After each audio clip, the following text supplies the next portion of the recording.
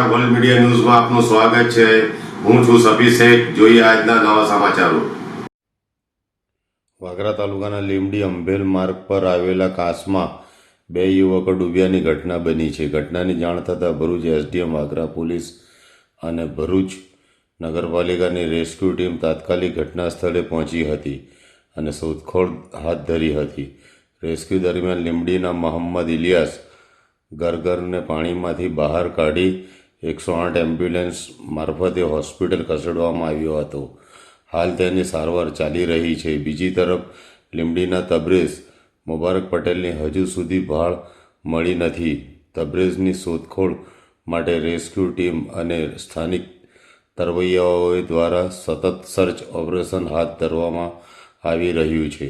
ઘટનાને પગલે મોટી સંખ્યામાં ગ્રામજનો પણ સ્થળ પર ઉમટી પડ્યા છે। સમગ્ર લીમડી પંથકમાં ચિંતા અને ગમગીની માહોલ છવાયો છે।